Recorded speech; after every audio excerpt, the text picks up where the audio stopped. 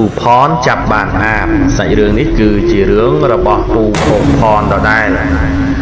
แอดมินเจตจะลองมองโอนายปูพองอมพองปัตตสังคมทาอมโผพรหรือกับปูโผพรนั่งขันไตอภัยโตดอลแอดมินพองโปรทาเจตจะลอง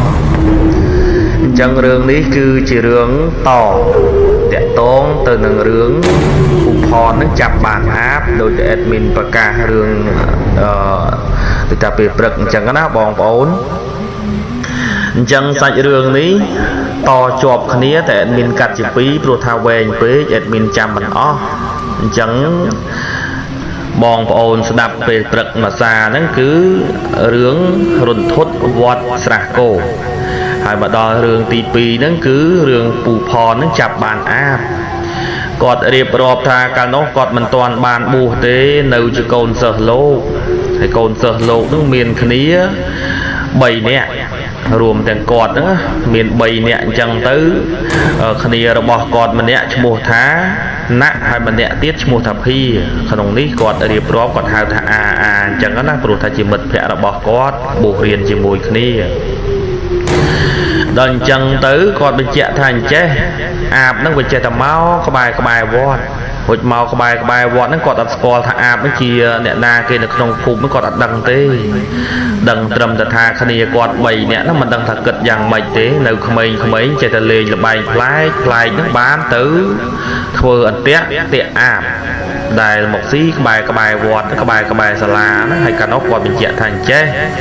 วอดนั่นมันต้อนเมียนตีอาวาตรมเตาเต้มันตอนเมียนระบองนะจังอาบกี่อาโจลกลอยบ้านกบายนั่งกะไรน้าเมียนผูจรอมเราจะไปปวดกอดเคยจังแต่กอดเรียบจำมันเตะแต่เตะนั่งกอดมันบานเรียบรอบทานเตะไอเต้กอดโยตดะกะไรผูจรอมนั่งไกลโลทอาบจอกสีต้องไปจอบอาบจังตื้อเราจะไปเมียนไอบองโอในอาบจอกสีเมียนจะจอบอาบไปนะอาบเนื้อสีทอมดาจังแต่กอดดอมเครียดดังกุบเราจะไปนอมเครียดดังกุบจังตื้อกุบตื้อกบอาบนะห่อโจลขนมภูมิเตอร์ปวดห่อโจลขนมภูมิเมื่อก่อนดังเต้ปวดกอดนั่นก่อนตลอดมาวอดวิ่งเมาสำร้านในทางตามกดเรียงคลูนจังเตอร์เราจะไปปรึกลางไงเนี่ยกอดเรียบรอบทางเจ้ในเตะปูมวยชมูทับปูเส้นประปนระบอกกอดนั่นกอดมันบานเป็นเจ้าชมูเต้สลับกับปรึกลางไงเนี่ยปวดกอดนั่งนอมคณีจอกปีสำรานจังตื้อหลุบหมอดหายจังก่อนนอมคณีกุยเล้งหรือแกรไปเพียซาคณีเราจะไปมวยสันตุลือโซสมเลงดังมอนในขังกราวเตะระบอกกอดลือโซสมเลงดังมอนโซจังตื้อปปนระบอกกอดปปนปูเซนนั่งดังเอาปูเซนตะมือทานเนี่ยนะดังมอนตะกราวเตะโนดอนจังตื้อปูเซนนั่งกอดทาสมเลงขมิ้นโอยเปนั่งปปนระบอกกอดปราบตะวิงทามีนขมิ้นเนี่ยนะสมเลงเนี่ยโดยจะมนุษย์จ้าตะมือเนี่ยนาดังมอนตะกราวเตะนั่งดังมาปรึกตาหาชมลือปีใบดองนั่นเนาะเนี่ยนาเก๋ดอนจังตะปูเซนนั่งก็บ้านดาวตะกราวเตะนั่งเตะบอกกอดดาวตั้งแต่กบายเรียนมอนนั่งเคยอาบใหญ่มันเนี่ยนั่งแต่ปูพอนั่งกอดมันบานเป็นเจ้าชมูเต้ก็เอาปากกอดโกนใจระบอกเก้ในสอบไงนี่ขี่แบบเกี่ยวระบอกเก้นั่งก็เรียนกรอนบาได้ดอนจังถ้ากอดเคยนี่กอดกับเนี้ยกอดเรียงเพยบองโอนขณะแต่ดอเคยจะปูเวียนให้กบาหนู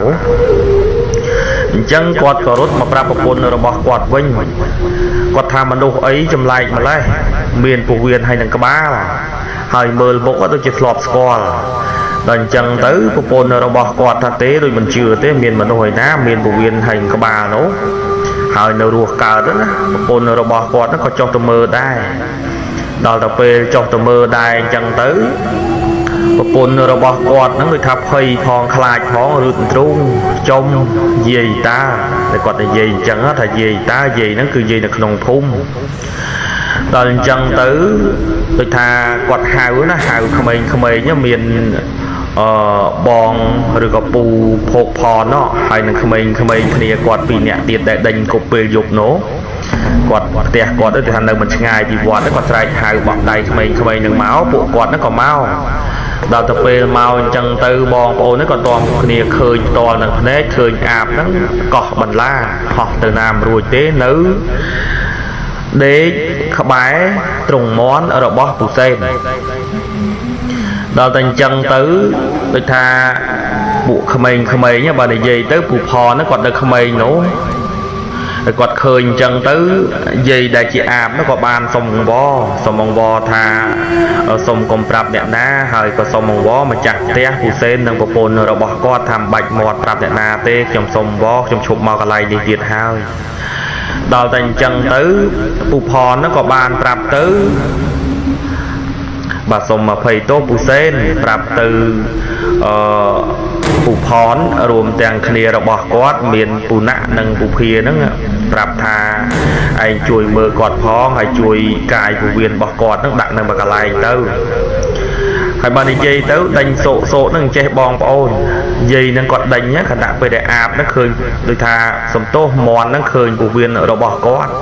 អញ្ចឹងមន់ហ្នឹងវាបំរុងនឹងចិត្តណាអញ្ចឹងយាយហ្នឹងគាត់ដេញទៅមកបងប្អូនគាត់ដេញសោកណា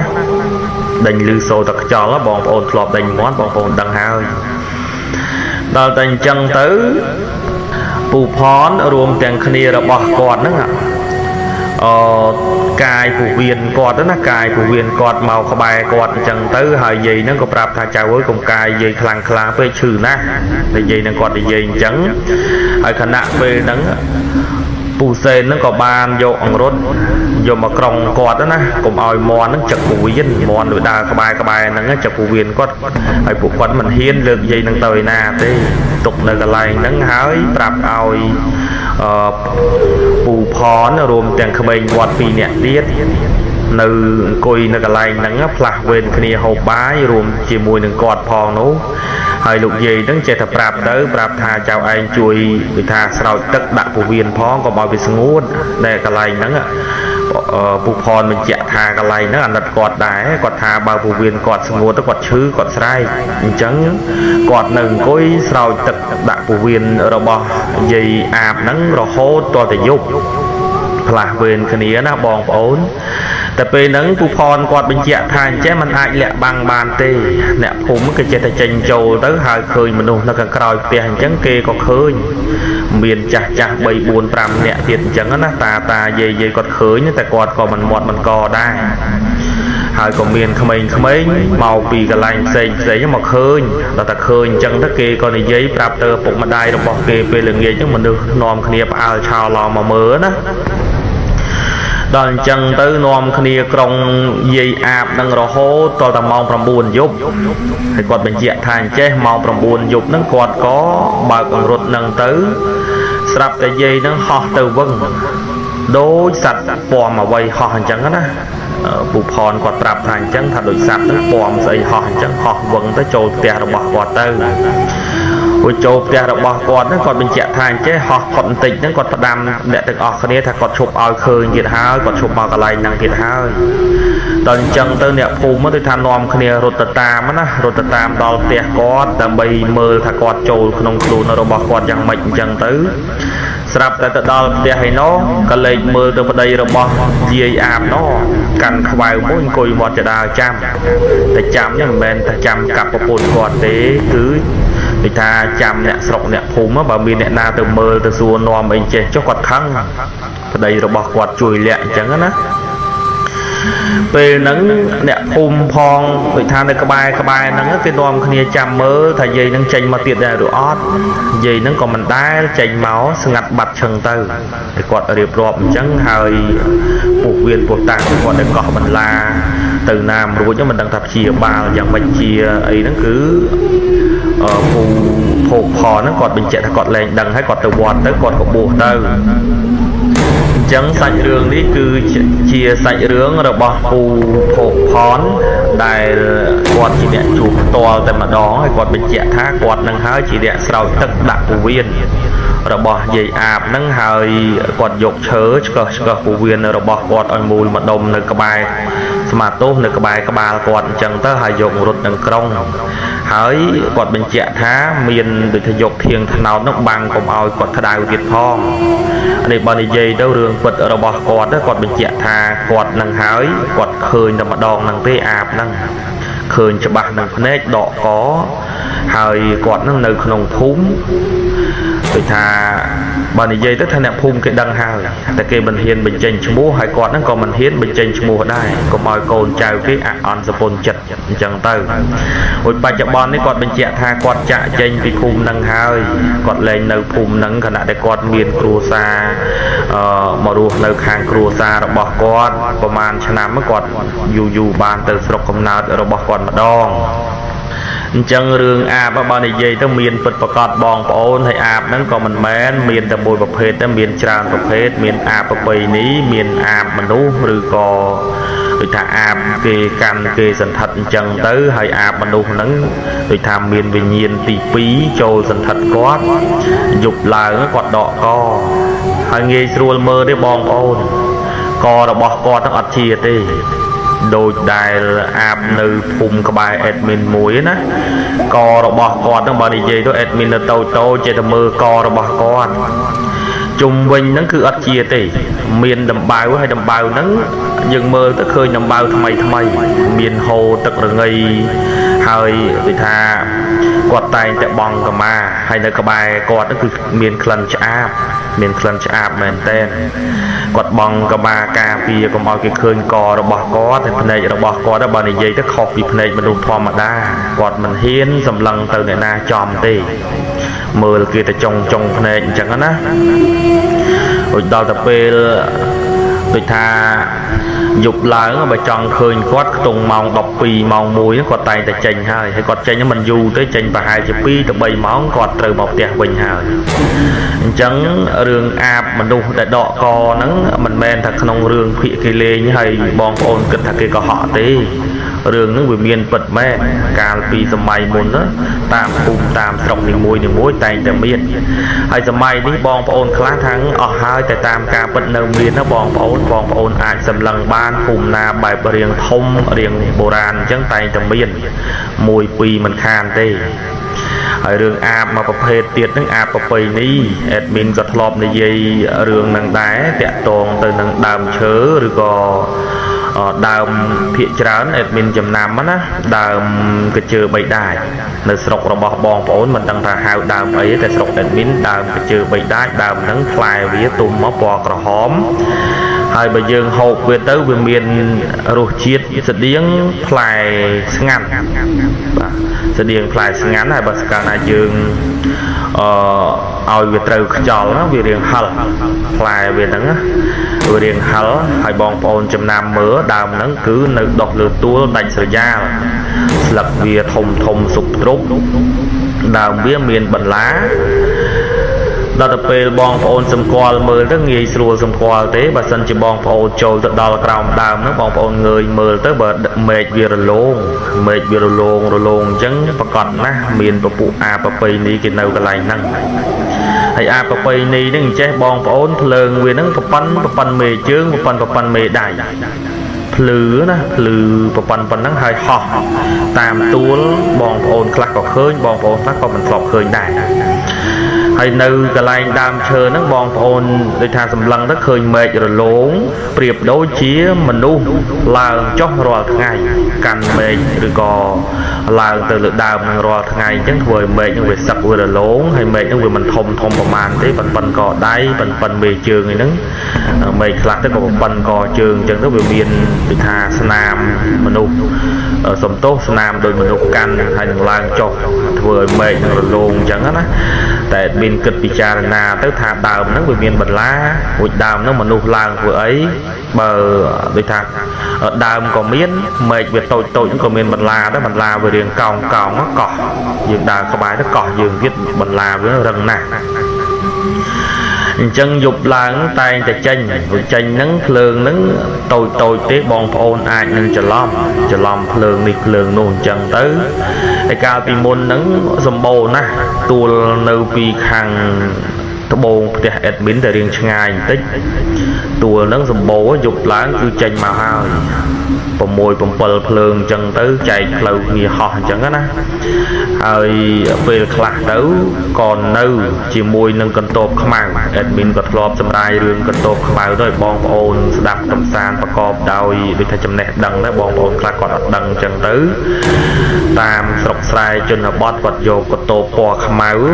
មិនថាសាច់ខោមិនថាសាច់អាវទេយកទៅបោះចោលព្យួរនៅគុំឫស្សីព្យួរនៅដើមឈើនេះដើមឈើនោះក្បែររបងអញ្ចឹងពួកអាប្រពៃនេះក៏អាចស្ថិតនៅក្នុងកន្ទប់ខ្មៅនឹងបានដែរអញ្ចឹងចាស់គាត់តែងតែប្រាប់ទៅកូនកាលពីនៅតូចadmin នៅតូចក៏ប្រាប់ថាមានកណាត់កន្ទប់អីយកទៅដុតចោលទៅកុំយកទៅបោះទៅនេះទៅនោះអញ្ចឹង admin ក៏បានសួរគាត់ទៅពេលហ្នឹងគាត់អត់ប្រាប់ទេឃើញ admin នៅក្មេងគាត់គិតថាប្រាប់ទៅខ្លាច admin ខ្លាចអញ្ចឹងណាតែបើនិយាយទៅខ្លាចមែនអញ្ចឹងសាច់រឿងរបស់ពូភោគផនពីររឿងហ្នឹង admin កាត់ជា2ថាធ្វើមួយរឿងទៅវារៀងវែងពេកអញ្ចឹងរៀបចំធ្វើ2រឿងជូនបងតែម្ដងឲ្យរួចរាល់តែមកអញ្ចឹងការអត្ថាធិប្បាយនៅក្នុងសាច់រឿងនេះបើសិនជាមានការខុសឆ្គងត្រង់ចំណុចណាសូមបងភោគផនជួយបំពេញបន្ថែមផងហើយបងប្អូនក៏ដូចគ្នាដែរបើសិនជាខ្ញុំបាទរៀបរាប់ទៅហើយមានការខុសឆ្គងត្រង់ចំណុចណាសូមពុកម៉ែបងប្អូនខន្តីអភ័យទោសដល់ខ្ញុំបាទផងជាចុងក្រោយសូមអរគុណនិងសូមជម្រាបលារឿងរន្ធត់ផ្លូវកែងវត្តខ្ចាងសាច់រឿងនេះ admin ទទួលបានពីប្អូនច័ន្ទរីដែលប្អូនមានស្រុកកំណើតនៅភូមិរាឃុំត្បែងខ្ពស់ស្រុកសាមគ្គីមានជ័យខេត្តកំពង់ឆ្នាំងប្អូនបញ្ជាក់ថារឿងនេះរន្ធត់ណាស់បងអើយកាលពីឆ្នាំ2013ហ្នឹងមានអ្នកគ្រោះថ្នាក់ចរាចរណ៍នៅក្បែរផ្លូវកែងវត្តខ្ចាងហ្នឹងក្នុងមួយសប្តាហ៍ហ្នឹងស្លាប់ទៅដូចថា6ទៅ7នាក់ហើយបើនិយាយពីអ្នករងរបួសធ្ងន់ហ្នឹងគឺ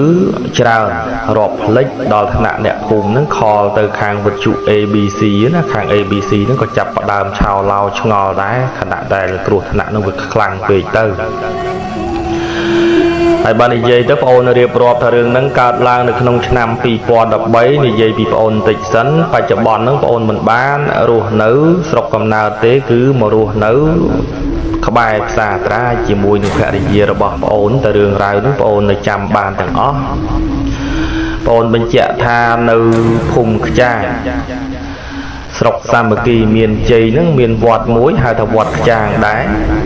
ហើយកន្លែងកែងផ្លូវវត្តនឹងកាលពីមុនមានបច្ឆាចាស់គេតែងទៅយកសពយុទ្ធបូជានៅកន្លែងហ្នឹងតែរឿងរ៉ាវនោះមិនទាន់កើតមានទេអ្នករស់នៅក្បែរហ្នឹងអ្នកធ្វើដំណើរកាត់ដូចថាផ្លូវហ្នឹងក៏មិនទាន់ជួបរឿងរន្ធត់ដែរដល់ទៅវេលាថ្ងៃមួយមានបងប្រុសម្នាក់ហ្នឹងគាត់ជួបរឿងរន្ធត់ប្អូនបញ្ជាក់ថាដូចគេដាស់អញ្ចឹងនិយាយពីបងប្រុសម្នាក់ហ្នឹងគាត់មានភូមិកំណើតរបស់គាត់ហ្នឹងគឺនៅភូមិអំពិលដើមទឹកចិត្តផ្សារត្រាចស្រុកឧដុង្គខេត្តកំពង់ស្ពឺគាត់បានទៅការបងប្អូនរបស់គាត់នៅភូមិខ្ចាងហ្នឹងដល់ទៅពេលគាត់ទៅការអញ្ចឹងទៅដូចថាការបងប្អូនគាត់ហូបស្រាតិចតួចរួចហើយគាត់មានធរៈជាចាំបាច់សម្រាប់ដូចថាត្រឡប់មកផ្ទះវិញមិនអាចគេងនៅទៅនឹងបានអញ្ចឹងគាត់ក៏បានលាបងប្អូនរបស់គាត់ក្នុងពិធីការហ្នឹងថាខ្ញុំត្រូវត្រឡប់មកផ្ទះវិញហើយអញ្ចឹងក៏បានលាគេទៅអ្នកដែលត្រូវជាបងប្អូនគេបានហាមគាត់ដែរថាកុំឲ្យមកម៉ោង12យប់អញ្ចឹងនោះតែប្រាប់ទៅគាត់អត់ស្ដាប់ទេឬមួយក៏អាចនិយាយបានថាជីវិតរបស់គាត់ត្រូវអស់ត្រឹមនឹងអញ្ចឹងណាបងប្អូនគាត់ក៏ត្រឡប់មកដល់កន្លែងផ្លូវកែងក្បែរវត្តខ្ចាងហ្នឹងគាត់ក៏ជួបគ្រោះថ្នាក់ចរាចរណ៍នៅវេលាយប់ហ្នឹងគាត់បើកម៉ូតូធ្លាក់ផ្លូវស្លាប់ទៅក៏ប៉ុន្តែគ្មានអ្នកណាដឹងទេលុះដល់ព្រឹកឡើងទើបមានអ្នកឃើញដល់តែពេលមានអ្នកឃើញអញ្ចឹងទៅក៏បានទំនាក់ទំនងទៅក្រុមគ្រួសារឲ្យមកយកសពគាត់ទៅធ្វើបុណ្យតាមប្រពៃណីទៅហើយក៏មិនបានយកអាចារ្យគ្រូគ្រាសម្រាប់បោះកំរោលហៅវិញ្ញាណយ៉ាងណាអត់ធ្វើទេលើកតែសាកសពទៅដឹកយកទៅផ្ទះហើយធ្វើបុណ្យទៅ ដល់អញ្ចឹងទៅបងអូនបញ្ជាក់ថាដូចគេដាស់អញ្ចឹងបងហើយគណៈតែផ្លូវនឹងកាលពីមុននោះវាគ្រាន់តែថាស្ងប់ស្ងាត់តែឲ្យមានគ្រោះថ្នាក់យ៉ាងម៉េចគឺអត់មានទេដល់ទៅពេលពូនឹងស្លាប់ហើយអញ្ចឹងទៅក៏ចាប់ផ្ដើមកើតរឿងជាបន្តបន្ទាប់បងអូនរៀបរាប់ថាពូនឹងចាប់ផ្ដើមដូចថាលងបន្លាចបើនិយាយទៅថាគាត់មិនចង់លងទេគ្រាន់តែថាបង្ហាញខ្លួនឲ្យគេឃើញនៅលើស្ពាននឹងផងហើយនៅក្បែរផ្ទះការនៅភូមិក្បឹងបាទសំទោសនៅភូមិខ្យាងនឹងផងដែរដល់អញ្ចឹងទៅរំលងបាន3ថ្ងៃក៏មានគេថា2នាក់ប្រុសក្មេងស្ទាវហ្នឹងបងប្អូនគាត់ធ្វើដំណើរពេលយប់ហ្នឹងកាត់តាមផ្លូវហ្នឹងដែរ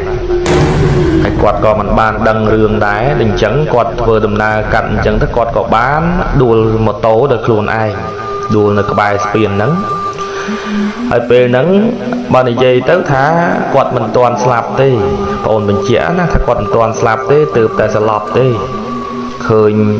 កាយវិការរបស់គាត់ហ្នឹងអ្នកភូមិក្បែរហ្នឹងគេមើលគាត់បំរុងងើបឡើងទៅហើយស្រាប់តែដេកវិញដល់តែដេកវិញអញ្ចឹងទៅមើលទៅកំពុងតែរើទៅដកខ្យល់នេះបើតាមអ្នកភូមិមើលឃើញអញ្ចឹងណាថាត្រដកខ្យល់អញ្ចឹងហើយទៅក៏ស្លាប់ទាំង2នាក់ដល់ទៅពេលស្លាប់ទាំង2នាក់គេបានផ្ដល់ព័ត៌មានឲ្យទៅគ្រួសារហ្នឹងក៏បានមកយកសាកសពមកយកទៅធ្វើបុណ្យទាំង2នាក់តាមប្រពៃណីទៅដល់ទៅពេលអញ្ចឹងទៅគ្រួសាររបស់គាត់ហាក់បីដូចជាមិនអស់ចិត្តអញ្ចឹងក៏បានទៅរកគ្រូប្រជន់រូបមើលដល់ទៅពេលគ្រូប្រជន់រូបមើលអញ្ចឹងទៅវិញ្ញាណរបស់គាត់ទៅចូលគ្រូនឹងទាំងពីរថាតាមការពិតខ្ញុំដួលហ្នឹងគឺដួលហ្នឹងដូចជាមានអ្នកណាហ្នឹងមកចាប់ដៃម៉ូតូរបស់ខ្ញុំឲ្យដួលអញ្ចឹងទៅតែខ្ញុំដួលទាំងពីរនាក់ដូចថាអាចនៅដឹងខ្លួនអញ្ចឹងណាពួកខ្ញុំបំរុងនឹងងើបឡើងទៅហើយស្រាប់តែមានស្រមោលខ្មៅមកសកត់ខ្ញុំសកត់ហើយហ្នឹងបងអូនរៀបរាប់ថាច្បាច់កផងរហូតដល់តែពួកគាត់ស្លាប់ហើយពេលហ្នឹងគាត់បំរុងនឹងថារើឲ្យអស់តែរើអត់រួចគេសកត់ដៃសកត់ជើងជាប់អញ្ចឹងទៅរើទៅណាក៏មិនរួចគាត់ក៏ស្លាប់ទាំង2នាក់ទៅអញ្ចឹងបងប្អូនហើយតំបន់ហ្នឹងក៏បែកហេតុធ្វើឲ្យអ្នកភូមិហ្នឹងខ្លាចអ្នកភូមិតែគេដឹងគេមិនហ៊ានធ្វើដំណើរពេលយប់ទេតែសម្រាប់តែអ្នកមិនដឹងហ្នឹងគឺតែងតែធ្វើដំណើរទាំងគេថាមិនដឹងអញ្ចឹងក៏គ្រោះថ្នាក់ជាបន្តបន្ទាប់អ្នកខ្លះរបួសអ្នកខ្លះក៏ស្លាប់ហើយនេះបងអូនរៀបរាប់ត្រឹមតែបងអូនដឹងទេនៅវេលាថ្ងៃបន្ទាប់ទៀតអញ្ចឹងទៅបងអូនរៀបរាប់ថាមាន2អ្នកប្តីបើសំទោស2អ្នកគូដណ្ដឹងចិត្តរៀបការទៅហើយនេះជិះម៉ូតូឌុបគ្នាដល់ទៅពេលជិះម៉ូតូឌុបគ្នាអញ្ចឹងទៅមកដួលនៅកន្លែងផ្លូវកែងក្បែរវត្តខ្ចាងនឹងដដែល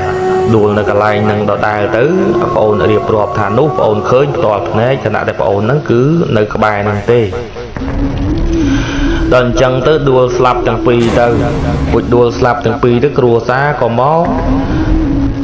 យកសាកសពទៅធ្វើបុណ្យតាមប្រពៃណីទៀតទៅខណៈហ្នឹងតំបន់ហ្នឹងបងអូនរៀបរាប់ថាក៏ក្រើកឡើងហើយអ្នកភូមិកាន់តែខ្លាចហើយល្ងាចឡើងហ្នឹងនៅក្បែរស្ពានផ្លូវកែងហ្នឹងមានអ្នកយំមានអ្នកស្រែកសំឡេងដូចថាសណោះសណោសុទ្ធតែជាសំឡេងវិញ្ញាណខ្មោចដែលស្លាប់នៅកន្លែងហ្នឹងក៏ថាបានឬមួយក៏មានវិញ្ញាណដែលបន្លំក៏ថាបានដែរពេលខ្លះអ្នកធ្វើដំណើរណាគាត់បញ្ជាក់ថាគាត់ប៊ីសនឹងដួលកន្លែងហ្នឹងដូចជាមានអ្វីមកធាក់ម៉ូតូគាត់ក៏មានមកចាប់ទាញម៉ូតូគាត់ពីក្រោយក៏មានដែរតែគាត់មិនបាននិយាយឬក៏សម្គាល់ថាជាអ្វីទេគ្រាន់តែថាគាត់ជិះមកដល់ហ្នឹងគឺគាត់ប្លែកហើយដល់អញ្ចឹងទៅបងអូនរៀបរាប់ថាមានអ្នកស្លាប់ជាបន្តបន្ទាប់អ្នកដែលគ្រោះថ្នាក់ចរាចរណ៍នៅកន្លែងផ្លូវកែងហ្នឹងបងអូនដូចថារាប់ច្រើនដែរតែអេដមីនហ្នឹងសង្ខេបទៅដល់អញ្ចឹងទៅអ្នកភូមិហ្នឹងក៏នាំគ្នាដូចថាមិនអស់ចិត្តមិនក៏កន្លែងហ្នឹងជួបគ្រោះថ្នាក់ចរាចរណ៍ច្រើនអញ្ចឹងគួរតែរកវិធីសាស្ត្រអ្វីដើម្បីដោះស្រាយកន្លែងហ្នឹងហើយកុំទុកអញ្ចឹងមិនកើតទេយប់ឡើងអ្នកភូមិមិនហ៊ានធ្វើដំណើរកាប់រីឯអ្នកចម្ងាយមកតាមផ្លូវនឹងម្ដងជួបគ្រោះថ្នាក់ចរាចរណ៍បើមិនស្លាប់ក៏របួសធ្ងន់ដែរអញ្ចឹងក៏បានទៅថ្វាយបង្គំព្រះចៅអធិការវត្តខ្ចាងហ្នឹង ដែលលោកដូចថាសម្រាប់ដល់ឈានទៅហើយលោកធ្វើវិបស្សនាធុរៈអញ្ចឹងទៅបងប្អូនហើយលោកអាចប្រមើលមើលឃើញទៅថ្វាយបង្គំសួរទៅព្រះចៅអធិការក៏មានសង្ឃដីកាតបមកវិញថាកាលពីមុនអាត្មាមិនដែលបានមើលម្ដុំនឹងទេដឹងត្រឹមតែថាគ្រោះថ្នាក់ចរាចរណ៍ដល់ទៅពេលញោមញាតដូចថាគ្រោះថ្នាក់ចរាចរណ៍ច្រើនអញ្ចឹងទៅអាត្មាក៏ប្រមើលមើលកន្លែងហ្នឹងពីមុនគឺជាកន្លែងបច្ឆាចាស់ពុទ្ធបច្ឆាចាស់អញ្ចឹងគេយកសាកសពមកបូជានៅកន្លែងហ្នឹងមានវិញ្ញាណពពួកអមនុស្សមានតាមប្រភេទរបស់គេអញ្ចឹងណាបងប្អូនមានប្រភេទស៊ីសាច់ស្រស់មានប្រភេទលិតឈាមស្រស់និងមានប្រភេទគេថាស៊ីរបស់ស្អុយអញ្ចឹងគឺថាគេមានបាក់គេមានពួកគេមានក្រុមរបស់គេដល់តែអញ្ចឹងទៅបច្ឆាចាស់ហ្នឹងគេលែងបូជាកន្លែងហ្នឹងគេនាំគ្នាទៅអង្គុយចាំកន្លែងស្ពានហ្នឹងហើយគេអង្គុយចាំកន្លែងស្ពានហ្នឹងបច្ចៅអធិការលោកបញ្ជាក់ថាច្រើនណាស់មានអ្នកខ្លះទឹកដៃកូនតើអ្នកខ្លះទៅក៏អង្គុយលើបង្កាន់ដៃស្ពានអ្នកខ្លះក៏អង្គុយក្រោមដើមឈើអ្នកខ្លះហ្នឹងក៏នៅលើចុងឈើទៅហើយបើនិយាយទៅបដិជគុណបញ្ជាក់ណាថាបើសិនជាគេ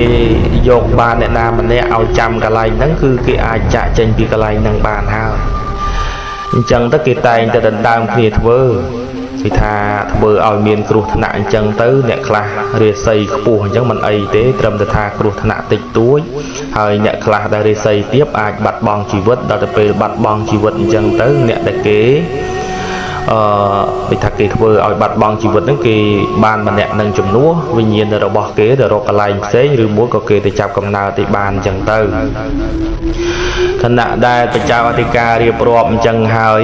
អ្នកស្រុកអ្នកភូមិក៏បានសួរទៅបដិជគុណបន្តទៀតហើយថាតើធ្វើយ៉ាងម៉េចទើបអាចបញ្ជាផុតពីគ្រោះថ្នាក់នឹងបានហូចទៅបដិជគុណប្រជាអធិការក៏លោកមានសង្ឃដីកាថាបើសិនជាធ្វើដោយថាងាយសម្រាប់ដូចថាកុំឲ្យមានគ្រោះថ្នាក់ពេលទៅដល់កន្លែងហ្នឹងសុំចុចស៊ីផ្លេឲ្យគេដឹងផងឲ្យគេបានជៀសយើងផងវិញ្ញាណនៅលើស្ពាននឹងច្រើនណាស់កន្លែងផ្លូវកែងក៏ច្រើនដែរដល់អញ្ចឹងទៅអ្នកភូមិដែលដឹងគាត់ធ្វើដំណើរមកដល់កន្លែងហ្នឹងគាត់ចុចស៊ីផ្លេគាត់បង្អង់ហើយអញ្ចឹងអត់មានគ្រោះថ្នាក់អីទេតែសម្រាប់អ្នកដែលមិនដឹងហ្នឹងគឺគាត់នៅតែមានគ្រោះថ្នាក់ជាបន្តបន្ទាប់ហើយរឿងហ្នឹងបងអូនបញ្ជាក់ថាបងអូនដឹងត្រឹមតែប៉ុណ្្នឹងទេដោយសារតែបងអូនហ្នឹងបានយកប្រពន្ធទៅភូមិផ្សេងអញ្ចឹងទៅបងអូនក៏មិនបានដូចថាដឹងសាច់រឿងហ្នឹងជាបន្តខណៈដែលប្រជាអធិការឬមួយក៏អ្នកស្រុកអ្នកភូមិហ្នឹងធ្វើអ្វីបន្តទៀតបងអូនអត់ដឹងទេតែបច្ចុប្បន្នហ្នឹងបងអូនបញ្ជាក់ថារៀងសាបរលាបខ្លះហើយមិនខ្លាំងដូចពីមុនទេពីមុនបងអូនបញ្ជាក់ថាដល់ថ្នាក់ខាង ABC ណាគេនាំគ្នាឆ្ងល់ថាកន្លែងហ្នឹងអាមិនក៏គ្រោះថ្នាក់ចរាចរណ៍ច្រើនម្ល៉េះក្នុងមួយថ្ងៃទេមក2ដងជួនកាលម្ដងជួនកាលអាចដល់3ដងក៏មានដែរអញ្ចឹងរឿងរបស់ប្អូនច័ន្ទរីមានតែប៉ុណ្្នឹងទេដោយសារតែប្អូនទៅយកប្រពន្ធនៅភូមិផ្សេងនៅស្រុកផ្សេងអញ្ចឹងទៅប្អូនក៏មិនបានដឹងសាច់រឿងនៅស្ពានឬមួយក៏ផ្លូវកែងវត្តខ្ចាងជាបន្តប្អូនរៀបរាប់ប៉ុណ្ណឹងហើយរឿងនេះអេដមីនសូមបញ្ជាក់ជូនបងប្អូនតិចថារឿងនេះរឹងណាស់ពិបាកធ្វើពិបាកនឹងចាំពិបាកនឹងសម្រាយសង្ឃឹមថាបងប្អូនបើសិនជាបានស្ដាប់ហើយអេដមីនសម្រាប់ទៅក្រែងមានការឆ្កងបងប្អូនខន្តីអភ័យទោសដល់អេដមីនផងហើយមុននឹងបញ្ចប់សាច់រឿងនឹងក៏សូមចែកបុណ្យកុសលដែលអេដមីនរួមជាមួយនឹងបងប្អូនដែលជាហ្វេនអេដមីនមិនថានៅក្នុងស្រុកមិនថានៅក្រៅស្រុកធ្វើបុណ្យរួមគ្នាទាំងប៉ុន្មានហ្នឹងសូមចែករំលែកបុណ្យកុសលទៅដល់វិញ្ញាណពពួកអមនុស្សដែលចាំនៅលើស្ពានក៏ដូចជាវិញ្ញាណពពួកអមនុស្សដែលចាំនៅកន្លែងផ្លូវកែងនោះសូមឲ្យពួកគាត់ទាំងអស់គ្នាទទួលបានចំណែកបុណ្យ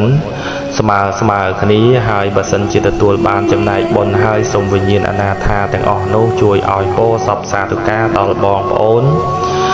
ដែលរស់នៅស្រុកក្រៅក៏ដូចជាបងប្អូនរស់នៅក្នុងស្រុករួមទាំងជាមួយនឹងអេដមីនផងសូមឲ្យបានសេចក្តីសុខសេចក្តីចម្រើនទាំងអស់គ្នាសូមអនុមោទនាជាចុងក្រោយសូមអរគុណសូមជម្រាបលា